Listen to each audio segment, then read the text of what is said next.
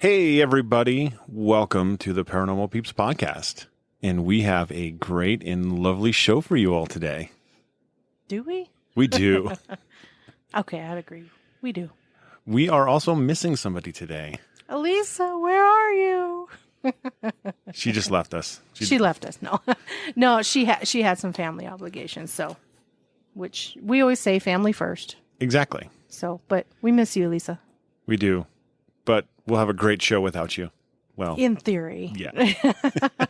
And if you haven't guessed, we got at the table my lovely wife. I don't see her. Where is she?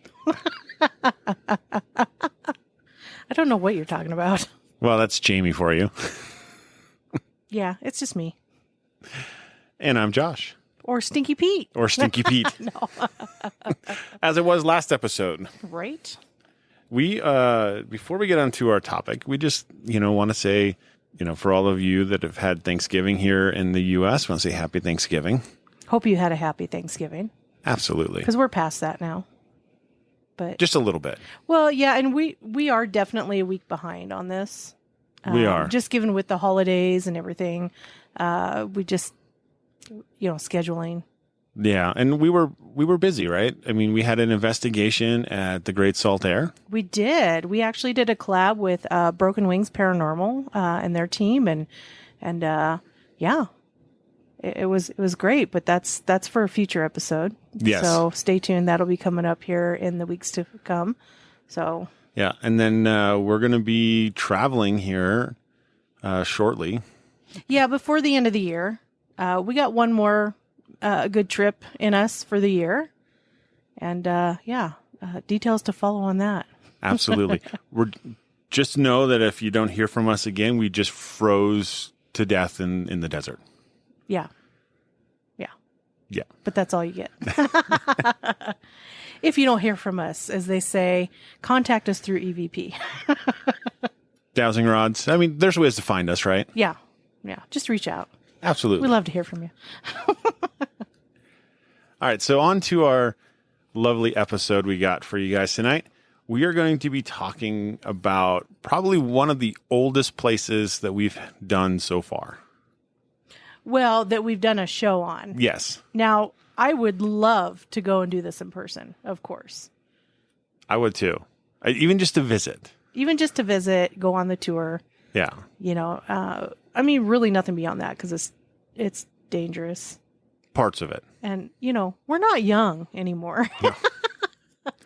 No, we're not. No. So we are going to be talking about the Paris Catacombs. Yay. Most everybody who thinks of the Paris Catacombs thinks of giant walls of bone. Yeah. And you wouldn't be wrong. No. But they're actually older than you think. Well, yeah, and I didn't know just how old they were. So we've been watching some documentaries and, of course, looking up stuff online and doing a little bit of research. So, yeah, so we got to go back to the 3rd century BC. Dang. Yeah, so that's old. In fact, we're going back to the Roman times with Lutetia, which is where Paris used to be. Or sorry, it used to be where Paris is located. Reverse that. Reverse that. So it was actually Paris. It was founded by a Gaelic tribe called Paris, and that traces an early Neolithic settlement on the former site of that city. So we're talking like this area is very old. Yeah. And so around the 1st century BCE, that's when the Romans conquered the Gaelics, the Gaelic tribe, and they took over that area. In the 5th century, they actually named it Paris. So before that, it was Lutetia, and then eventually came to be known as Paris. Mm-hmm. And Paris is known as City of Lights. Yes. Well, now I've heard people say City of Light, and I've heard others say City of Lights. I wonder which one it really is, though. Is it light or lights? That's a very good question. I guess, does it matter or? Well, I think it does matter for not doing it properly. Well, yeah, I'd like to do it properly, but I've heard it like in the documentaries and the things that we found online. I've heard it and read it both ways. So honestly, does anybody know if it's City of Light or City of Lights? Yeah, so if you guys know, find us on social media. Let us know. Let us know. Definitely let us know. We do have a few listeners who are over in Europe. I would imagine that you guys have a better understanding than us across the pond about what it's actually called. Yeah. Yeah. So, but we do try to get it right, but we're not perfect, and we are going to get some things probably wrong. Not everything on the internet you read is true. And I will say that I'm going to butcher pretty much everybody's name. So we apologize in advance. Definitely. So the cool thing about Lutetia is that it was actually modeled after Rome. So it had a forum, it had baths, it had an arena. They even had like monuments and an aqueduct that was 15 kilometers long. So that brought water in to the city. So why this is all important to understand about all of these major works that they did for the city is because you got to build it out of something. Yeah. And they built it out of limestone. Yep. And so they did a lot of open pit quarries to take this limestone that was just in the region. And then they, built their aqueducts and their roads and their buildings and their monuments and all that stuff with it. When Paris was built, it ended up sprawling out over the top of these quarries. Mm-hmm. And so now what you can think about it is now it's making like an underground. Absolutely. So it's kind of like, in a similar sense, the way Seattle is. So Seattle had a great fire. Burnt to the ground. And instead of removing the buildings and everything else like that, they said, let's build on top of it. Yep. And so there's an actual underground city underneath Seattle, Washington. Yeah, that's another one I'd like to go see too. That would be awesome. Yeah. And supposedly haunted. Well, come on, every place is haunted. Don't you know that? No, that's true. I'm kidding. As Paris grew and they used the limestone, they stopped using the open pits, obviously, because Paris is built on top of it. Mm-hmm. And so they started building out tunnels and kind of doing this underground quarry work itself. What you can think of is when you tunnel underneath something mm-hmm. and you got buildings above it, it's eventually going to get weak. Eventually. Something's going to give. Right. It's not like the mega caverns in Kentucky where they knew exactly how many pillars to leave up and mm-hmm. and not to mention that that's granite and this is limestone and it's a lot weaker. Yeah, the mega cavern. So in 1774, a huge sinkhole opens up. And it actually swallows several houses and residents just right into the hole. Yeah. Which, honestly, that would be terrifying. It would be. Just for it to open up and down you go. Yeah. And that's 1774. So,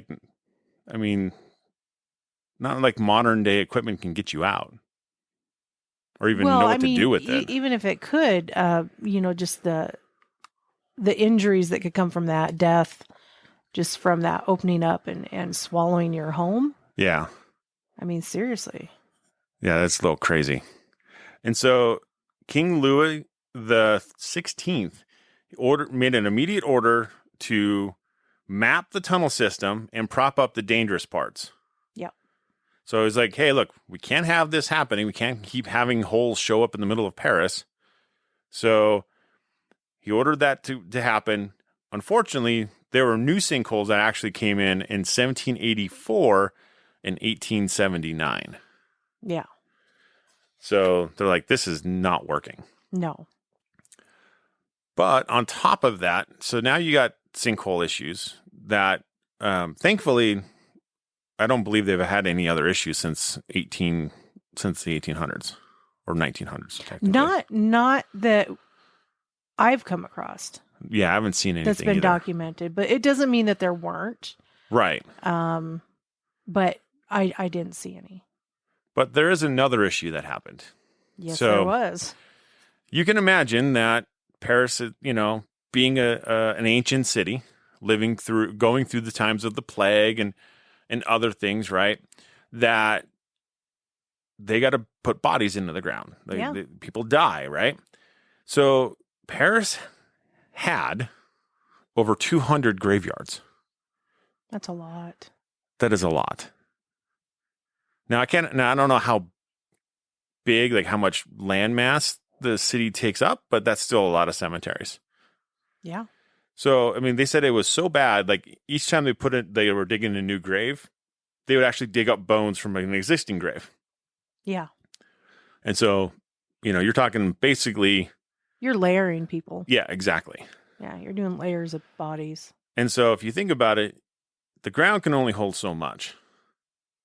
And so eventually that came to an end when the largest cemetery, and it's called Cemetery des Innocents, which I think roughly translates to the Cemetery of the Innocent, I believe. But in 1780, a huge chunk of that gave way. So it's kind of like a sinkhole issue. And it ended up going into the basement of a local restaurant. Buh. Oh, that would be a very, hey, I'm going to go down to the basement. I got to get some more bottles of wine, and no. Out come like 30 decaying bodies. Yeah. You get covered in an avalanche of dirt and bodies. Yeah, that's no. That's bad. So they had, issues. Obviously, they have these mass graves. Essentially, is what it is, right? But because they have all these bodies that are underground and rotting, you get illness and infection. Mm-hmm. The smells. The smell of putrefaction. Yep. And the drinking water was getting polluted. Oh, no. Yeah. Yeah. So they said, we got to do something. And so they're like, hey, you know what? We got these underground tunnels. So let's just empty the graveyards and let's just start putting these bodies in these tunnels. Yeah. And so in 1786, in April of 1786, they started moving these bones from the graveyards into these underground quarries, which they call quarries, or which we come to know as the catacombs. And so they did it at night, so that way people wouldn't see the bodies being moved. Yeah, but and this was in one of the documentaries we watched. I mean, could you imagine looking out your window at night and seeing just this long trail of these carts being pulled, just stacked with bodies? No. I mean, I couldn't even picture that. That would be a horrific sight. That would be something. Even under the veil at night. Yeah. I mean, because they're not going to be quiet, right? I mean, No. You're talking about stone streets, wooden carts, Mm-hmm. Yeah. Going over like the cobblestone and stuff. You're going to hear it. Yeah, you're going to hear it. You're going to hear it. So by 1814, they closed the quarries, Mm-hmm. the underground tunnels, and they would be home to it's roughly 6 to 7 million Parisian souls. Yeah. That's a lot. That's a lot of bodies. I can't even fathom that. Yeah. It's hard to believe, right? Because like we live outside Salt Lake City, which is population, I think, right around 1 million people. Mm-hmm. So that's 6 times the population of Salt Lake City in the ground. Yeah. That's a lot. In the ground alone. Yeah. Like I said, the tunnels actually became known as the catacombs, and it's actually reference to the underground necropoles in Rome. Mm-hmm. In Paris, they're actually called ossuaries. Yes. And that's essentially, a place where they hold bones. Is Mm-hmm. essentially what it's called, what it means. What do you do when you got 6 million people buried underground in tunnels? You open it up to the public to watch. Yeah. To go down and see. Yep. Yeah. And so July 1st, 1809. Really? Way back then, huh? Way back then. And it was with great fanfare and creating a stir amongst the the glitterati, so the famous people, right? Who to visit. They included contemporary luminaries such as Napoleon III and the Emperor of Austria. I'll be darned. So a lot of Quite people, the draw. quite the draw to go see. Yeah. I guess it seems common for us now because we've known about the catacombs for a long time. Like we've known that they have existed, like the ossuaries. But like this is, I don't know. It seems weird that in 1809 they'd be like, let's go look at bodies. I don't know. I mean, does it really though? Because there were people that would go have picnics when battles were raging and wars were being fought.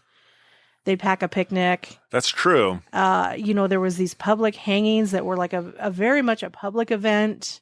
So we just like the macabre. So throughout the ages, there are these different things that today we look at and go, what the heck? I guess it can't be anything different than people watching horror movies. Well, like yes, Saw. Yes and no. Yes and no. Because in these days, these are very real macabre things. These aren't something you're watching on a screen. Well, true. That's all like, special effects, makeup, and actors. This is true, but these are real hangings, real dead bodies stacked in decorative art forms, underneath Paris. Yeah. So I think it's vastly different. I wouldn't say it's no different. I think it's vastly different. I was putting more so in reference to like watching battles and stuff like that. Like, obviously, we're not like during wartime now. We're not going out and packing a picnic and watching a war being fought. No, I mean I can't imagine doing something like that. No, so for us, for our generation, the equivalent of that would be watching movies like Saw and these other movies where people getting hacked up, the slasher films. Maybe. But that's not what you said. That's what I meant. It's not what you said. We have that conversation quite often. Yes, we do. Now we get into something that Jamie already alluded to, and that's kind of like these bones being art. Yes. So there was an office created, or not an office, but a position called the General Inspector of the Quarries. And so that individual is in charge of the group of individuals, these inspectors that go around and inspect the quarries, the tunnels, and make sure that they are sound and secure and, making them safe from collapse. Because obviously now, with Paris being a much bigger city, with a lot of big buildings, if a sinkhole opens up from these catacombs... Much more devastating. Exactly. Yeah. His name was Heracart de Thury. And I apologize for butchering his name. The 3 or the 3rd? Thury. Thury. Thury. Oh, Thury. Thury. Oh. So he set up the bones as a museum, and he actually took these bones, and they're mainly tibias, so the front lower leg bone, and skulls, and he made like columns and plaques and altars and made this area which we see today, which you can go visit today, called the ossuaries. Mm-hmm.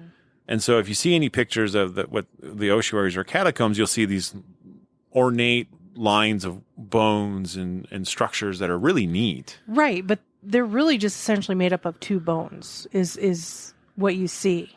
Exactly. The femurs and the skulls. Yes. Where are all the other bones?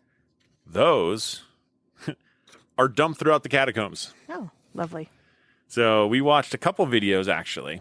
There's this one hallway, essentially, in there that I would estimate it's probably 3 feet thick of femurs and hip bones, iliacs. Mm-hmm. And then there's another where there's this chute where obviously that's where they dump them from above. Yeah. And it's clogged up with bones. And it's probably 60 feet. Yeah, just a solid stack. And they're wedged. They've putrefied in place. Mm-hmm. Yeah, in a way they've fused together. Yeah. Over time. But I would still be nervous looking up at them because if they fall, that's 60 feet of bones you're under. You will be crushed to death by bones. Yes. What a way to go. Right? It'd be awful. It would be awful.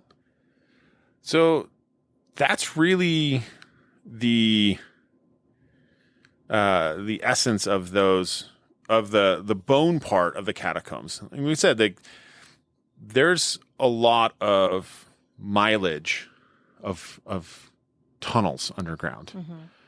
So it's 100, some estimations, it's 155 to 185 miles of tunnels. Yeah, I think what you're going to hear most commonly, though, is that it's 200 miles. Yeah. If you watch these documentaries and stuff, a lot of times they're like mapped out, it's 200 miles. And no one's really fully mapped out the catacombs. That we know of.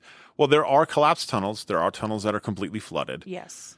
So there are impassable sections. Well, and they even said there's a lake down there. Swimming pools.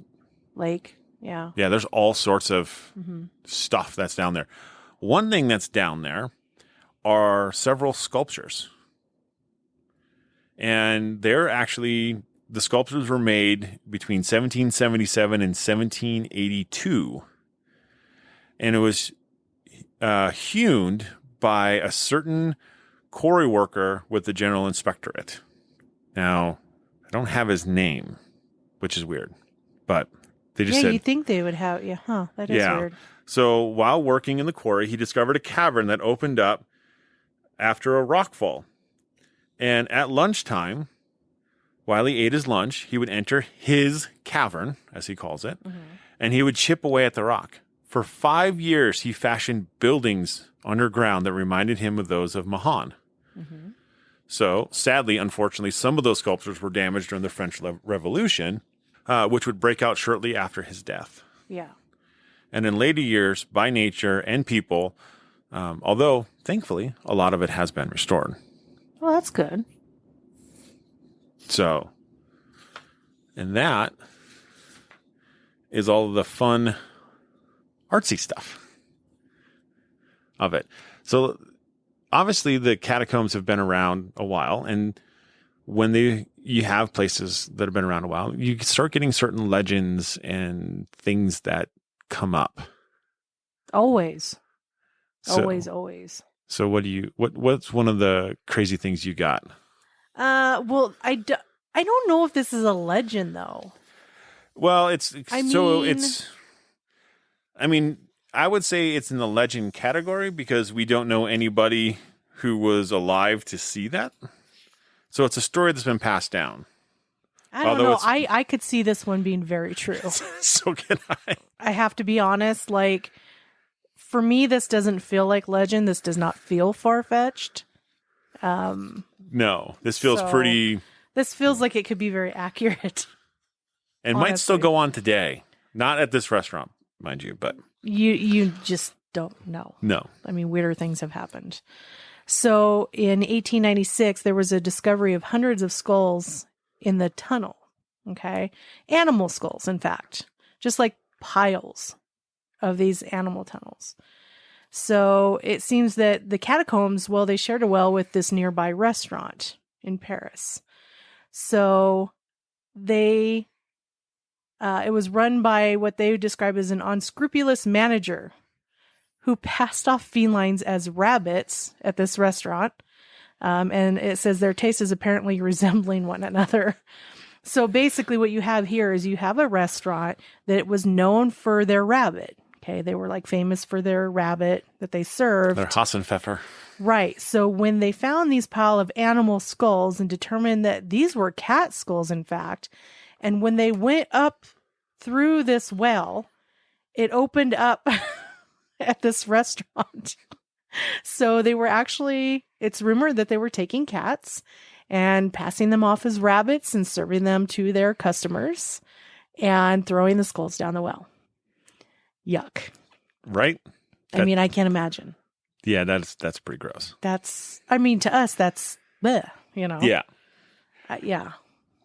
Look, I get it. Other countries eat cats and dogs and guinea pigs and stuff. So, yeah. So, I mean, different cultures. I don't know. But I mean, I couldn't imagine. You know, for us, it's like appalling. But if you think you're eating rabbit and you're eating kitty cat, Like, I wouldn't be happy with that. Well, I mean, and here's the thing. If it was truly acceptable, and I'm not saying it was because I don't think it was, because why would you have to pass it off as rabbit if it was acceptable to be cat? Probably because cat's cheaper. The city's full of cats. So they right. But if it was an acceptable thing in society to be doing this, then they wouldn't have to hide the fact that it was cat. Exactly. That's my point. So you get the famous cat cuisine. Yuck. Well, that reminds me of one time years ago that I had taken a coworker and her husband out to dinner at a Chinese restaurant. And we were sitting there and we had just gotten our food and we were eating and we were sitting at a booth right by the kitchen where the food was prepared. You know, you could see the chefs back there making the rice and, you know, and all the things that they make. And there was two gentlemen back there and they were cooks and they were talking and they were sitting there joking around. And well, I think they were joking around, but they were laughing. And one points at the food that he's making and he goes, meow, meow. And they start laughing. So, I mean, and it could have been a total joke, but I mean, when you're in the middle of your meal at a restaurant and you hear the cooks doing that, well, needless to say, we all stopped eating. Right. Because it's just like, I don't know. It's not worth the risk. No. But it's funny because you say that, and in my former life, I had a job that I did a lot of traveling for, and usually early in the mornings. Former life. You make it sound like you have a past life.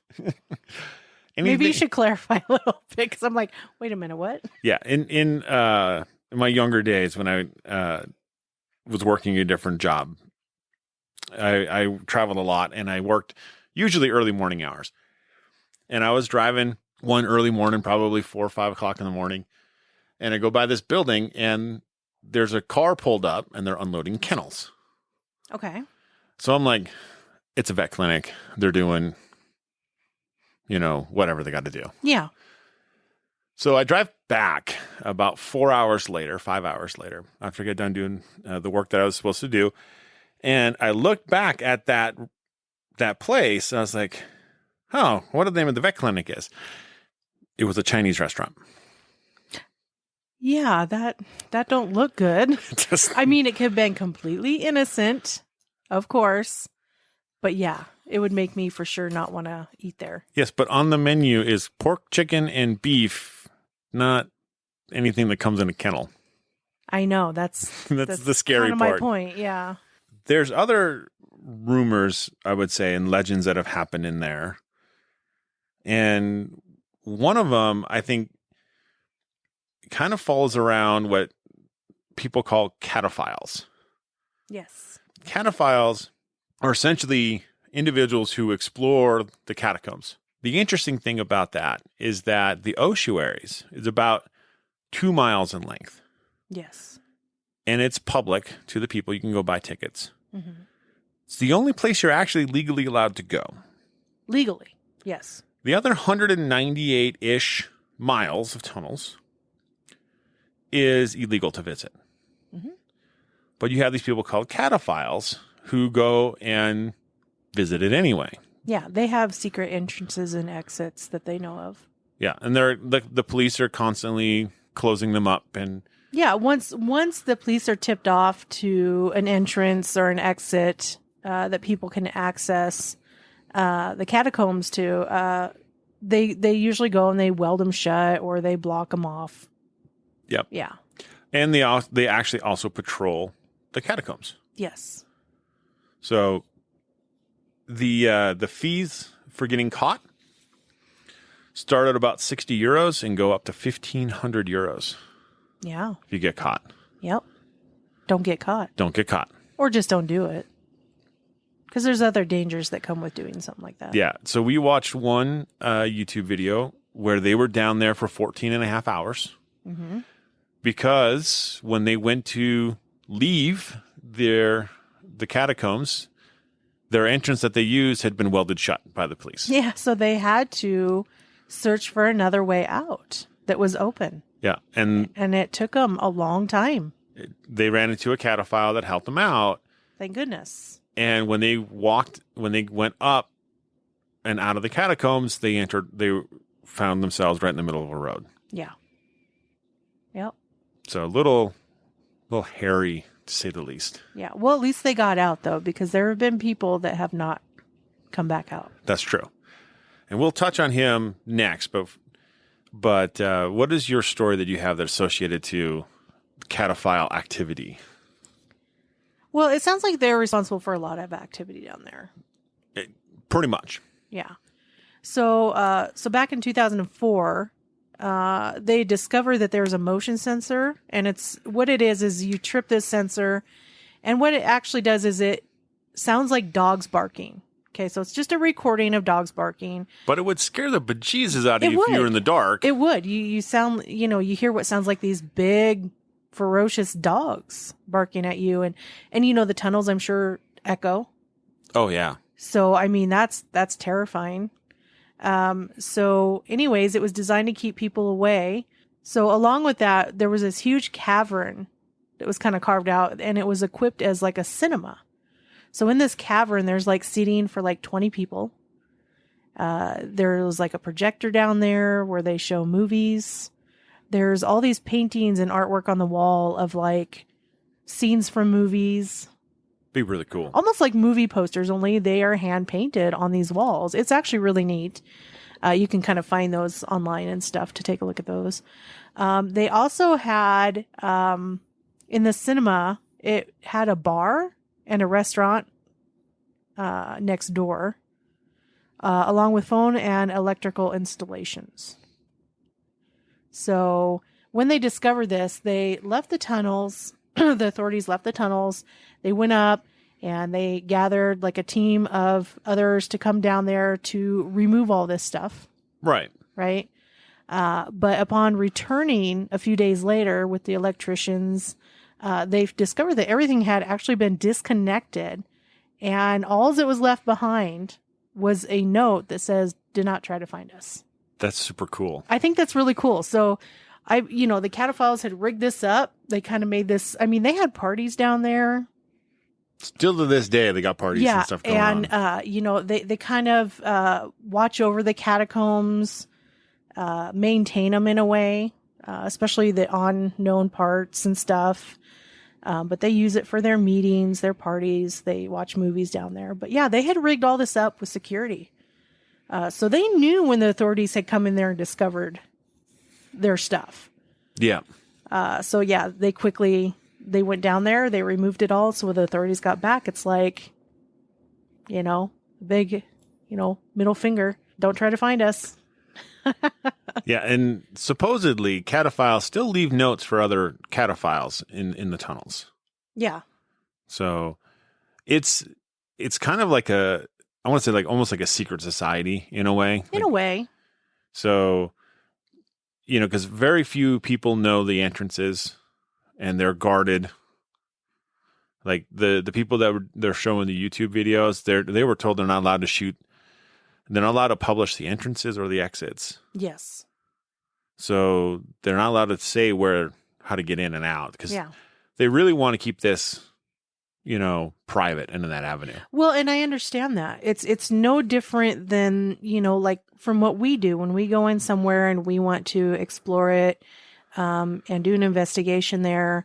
But yet you have other groups that, because you have a lot of good paranormal groups out there, right? They're respectful when they go into a property or whatever, and they leave it as they found it. But then you do have others that go in there and they trash things. Yeah. Well, and and that's the thing too, right? People do, and still today, they leave their trash in there and they don't pack out what they brought in. And you've got cataphiles, a group of them that go through and clean up and remove a lot of garbage. Yeah, they remove a lot of trash because they don't want these places to be messed up. Yeah. So, and let's face it, like the catacombs are dangerous.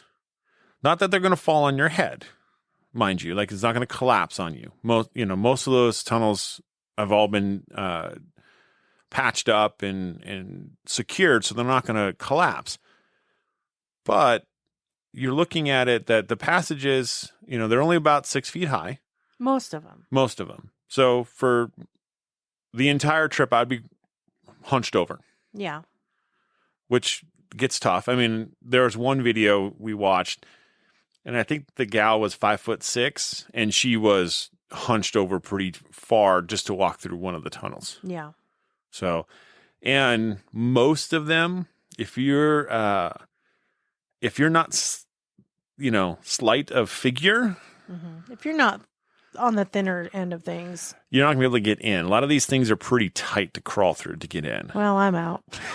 Me too. So the other thing is that there's no lights down there. No. So it's complete darkness. Mm-hmm.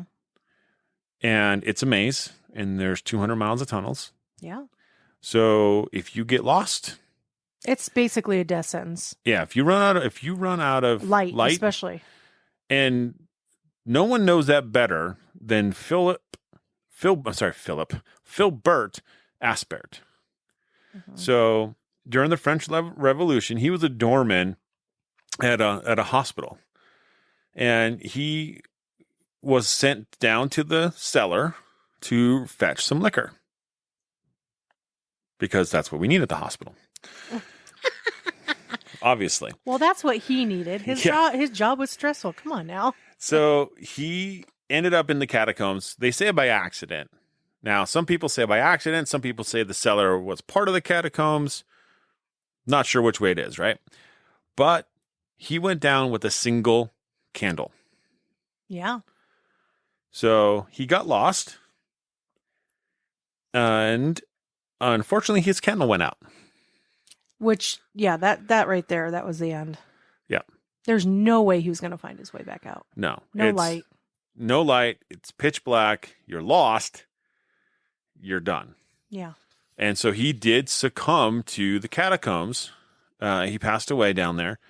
His body wasn't found for 11 years. Yeah. Took 11 years.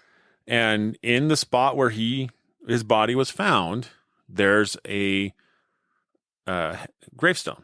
Well, they buried him right there. Yeah, they buried him there and they put up a marker Yeah. saying this is where he's at. They were able to identify him because of the keys on his belt. Yeah. Let him be a caution for everybody who wants to enter the catacombs and doesn't bring adequate supplies. Well, for those who enter the catacombs to explore beyond what the tour gives you. Yes. The The tour, illegal part. Yes, the illegal part. Extra batteries, even an extra flashlight, period. Because if your flashlight malfunctions and it's not because of dead batteries, you want to back up. They say water, of course. Bring water. Food, A little bit of food, all those things. Because you just... Waterproof shoes. It's not unreasonable to say... Bring hip waders. There are parts that are flooded above the knees and everything. yes. And it will, above the knees. It obviously depends on how tall your knees are, but still, it's going to be wet down there. Be It's prepared. muddy. It's nasty. Yeah, you got to be prepared. So, what's interesting is people actually try to steal the bones. Yeah, see, I don't understand that. I don't either. I don't understand. I would love and to go to Paris and go on the tour of the catacombs. Even if I was younger, I'm not sure that I would. I mean, maybe I would, being younger, go through the rest of it. That's, but you also have to be careful because there have been people that have paid somebody to take them down there to the parts where you're not supposed to be and have ditched them there. This has happened. That's scary. That's a scary thought because you meet somebody, they're like, yeah, I know, I can take you down there and I know the way in and all this stuff and I can take you down there. They take you down there, they get you lost, and then they abandon you. That would be awful. Yeah. So, if you ever consider doing this, be very careful. Yeah. Make sure you're with someone who knows where they're going, that they are legitimate. There are places to find cataphiles to take you in. Yes. Just make sure that, Make sure they're legit. Now, how you're going to do that, I don't know. I don't have those answers, but Definitely just don't trust anybody that says they can get you down there, because why they can get you down there, it doesn't mean that they're going to bring you back out. Right. And with that, there's a interesting legend about a video camera. There is. And I'm sure most of you who know about the catacombs or have researched them even a little bit probably have heard this story. Yeah. So in the early 90s, there was a group of cataphiles who were walking through the tunnels, and they come across a video camera on the ground. Mm-hmm. Now, obviously, this is the 1980s, 90s video camera, so it's probably fairly decent size, probably most likely a VHS style. Probably. And so there was still, a tape in it, essentially. And so they watched this tape. And the interesting thing about it is they see, you shows us a person walking alone in the tunnels. And then there's a noise. I think there's a couple noises, and the guy freaks out and drops his camera and runs off into the tunnels. Yeah. And that's it. They don't know if he ever made it out. They don't know who he was. Nothing. No. And thus far, nobody's discovered any bodies or anything down there as far as like where they're not supposed to be. Exactly. So that's the thing, is like, is this real? Is it, I don't know. Not sure which way this goes in this avenue. Mm-mm. So another thing that people talk about is they hear voices at midnight down in the tunnels. I wonder why at midnight though. What? Like, I know that people say that if you're down there, and you're in these other parts, right? They say that they're voices of the dead that are encouraging you to go deeper and further into the tunnels, so that you have less of a chance of making it out. That they draw you further in and encourage you to go further in. So if you hear a voice, and with like paranormal investigators, a lot of times when you hear a voice or you hear a ruckus, you what do? We typically go towards it. Yes. To determine what, if anything, is happening there, right? If it's truly something that could be paranormal, or if it's just somebody else making a ruckus, or a critter, so many different things. So, I mean, if you hear voices down there, a lot of times people are like, "What is that?" And so they go deeper. They're kind of lured in deeper. Well, and you got to wonder too, like if the voices are like, "Help, help," right? Always. What kind of voices are they hearing? Exactly. Always in the distance, always one tunnel down or one tunnel over type of deal. Yeah. So you go a little bit further. Yeah. And pretty soon you can't remember where you are. Where, you don't know where you are or how to get back. Yeah. Yeah. That would be scary. Yeah. What I think is interesting is in my research for trying to figure out the hauntings of the catacombs, I came across an interesting tidbit of information. And I don't know if this how true this is at all, but it sounds like at least Parisians in themselves don't believe in ghosts. Oh, that is interesting. So it's hard to find out hauntings when they don't believe in ghosts. Right. Although, remember that photo I showed you the other day of that, whatever that figure is down in the tunnel? Yeah. Yeah. So there was a man, and he was just taking pictures of, I'm pretty sure this was the tour part of it, because you see that there are lights installed down there. Yeah, it'd be the tour part. So it's the tour part. And he was just down there taking pictures of the different tunnels on the tour. Okay. Because you can do like a self-guided tour. Yep. And all that. And that's what he was doing. And he snapped a photo in reviewing his photos later, he discovered that there is this like shadow figure. It's like in the middle of the tunnel. It's not up against the wall, or anything like that. This guy was alone. But yeah, there's definitely this figure that is standing in the tunnel. Yeah, and it's kind of fuzzy. It's not like... Well, yeah, but it was taken years ago. It's not going to be like today's photographs. Right. But what I'm saying is that it kind of like almost like foggy in a sense. Like you could see that there was like like dimension to it. It wasn't like a flat shadow. No, it wasn't. It was like, yeah. Like someone there. Yeah. It has, you could see it has legs. You could see it has somewhat arms. And a round body. And a torso and all this stuff. So it was really interesting. And I'm sure you can find that on the internet. I actually saw it on a YouTube video of the catacombs where they tell the story and whatnot, and then show the photo quite a bit. Yeah. Yeah. So definitely an interesting place. I would definitely love to go see at least the ossuary. I would love to go see it and just feel maybe what kind of energy's down there, you know? I mean, there's roughly 6 million souls interned in the ossuary. Yeah. That's a lot. I mean, once living people just all stacked up in piles. Yeah. It's interesting. Ornately. At least in those parts.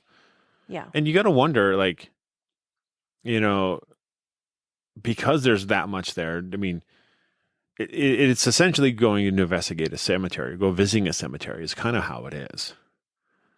But you got to wonder how it, you know, do the people those are their bones, do they like the way their bones have been treated? Do they not like it? Or do they care at all? Yeah. Right? Exactly. I mean, do they care? There's all those questions, really. I mean, I can't imagine that they're all hanging out down there. No, I can't imagine. I'm pretty sure they've all moved on. You know, it's not to say that something isn't down there. Right. Just given the fact of what's down there.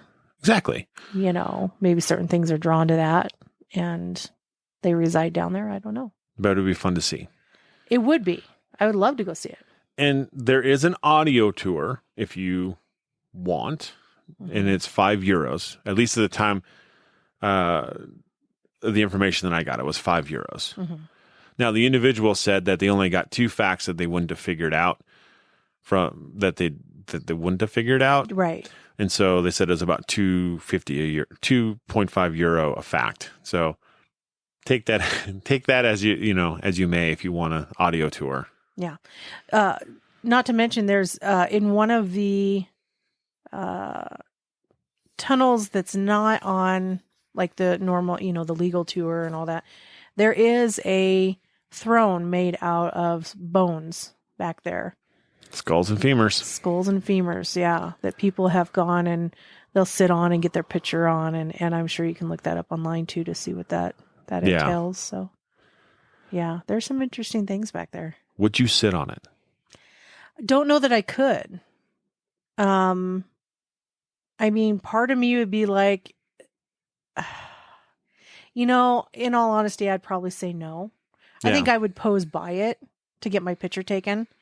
I don't know that I could sit on it. I feel even though that those souls are probably not there, those people that, belong to those bones and all that. Right. I just don't know that I could out of it's the respect factor for me. Yeah. How hard would it be for you to go get to it knowing that you have to crawl and walk over human bones? See, that's another part that's tough. That's another part that's a little bit difficult. Feeling, hearing the movement of the bones under your feet as your body weight goes across it. Right. I mean, if you really think about that, would you be okay with it? I don't know that I would. It's a tough question. I guess it comes down to how bad do you want to go down there and see all this? And depending on what parts of the catacombs you want to get to and and how many tunnels you want to explore is, I think, going to really determine where you're willing to go and what you're willing to walk across and through, because there's flooded parts and, like you said, there's bones that you're going to walk across that are stacked. They think up to 6 feet of bones under you when you're walking in spots. Yeah.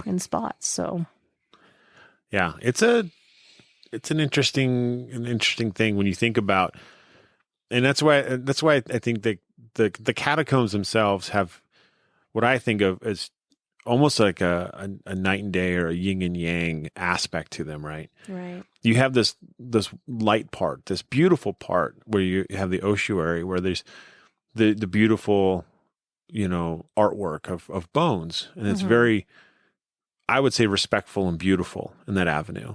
Yeah, I think they definitely tried to make it with thought to those that have perished. Right. But then you get the yang part of it. Because obviously, if I use only tibias and skulls for artwork, that means I've got all the rest of the human bones, all 254 bones left or 253 bones left, right? Mm-hmm. That got to be dumped somewhere else. Well, yeah, it's like they just use the femurs and the skulls, and then they just Dumped them. dump the rest wherever. Exactly. Just disregarded them, and that's how it feels. But think about this: what would they have to do, and what amount of time would it take to use all the rest of the bones that were down there and create, these walls and stuff with them? It'd take a long time. It'd take a long time, and because the bones get smaller and smaller in parts. Well, yeah. Seriously, what are you going to do? It's not that it couldn't be done. I just think that they weren't going to take the time and the effort to do that, to go to that length. Right. So they just dump the bodies dump the rest of it wherever. Mm-hmm. And that's just how it feels. And that part I feel sad for. I do too. Just because it feels like you have one side where you show this respect, and then this other side where you just discard it. Yeah. Just get it out of the way. And what about the bodies that didn't make the cut? I don't know. Like, were their whole bodies just dumped and like that were too damaged, or yeah, I don't know. They just we'll just dump you over here in this in the reject bin. Yeah, I mean, there's a lot of ways to look at it. Yeah, pros, cons, all of it, just like anything. But honestly, definitely want to go visit. I do too. It's definitely one of the places that I'd love to go and take the legal tour. Right. And that's the funny thing too. Like, it's like you get to go to Paris. You get to visit one place. Would you rather go to the Eiffel Tower or the ossuary? I'll go to the catacombs. Yeah. Yeah. I mean, the Eiffel Tower, that's great and all. I'm sure it's amazing. But no, it's the catacombs for me. All the way. I agree. Yeah. With that, we've kept you enthralled, hopefully, for this whole time. If not enthralled, at least mildly entertained. Yeah, I'd say that's kind of our bar. The mild entertainment. If we get more than that, we are overachieving in our efforts. That's right. That's just bonus. That's right. It's bonus. So where can they find us on social media? You can find us on Facebook at Cold Spot Paranormal Research, as well as Paranormal Peeps Podcast. And you can find us on Instagram at Cold Spot _paranormal _research, and on Twitter at CPR Paranormal. And as always, stay ghosty, my peeps.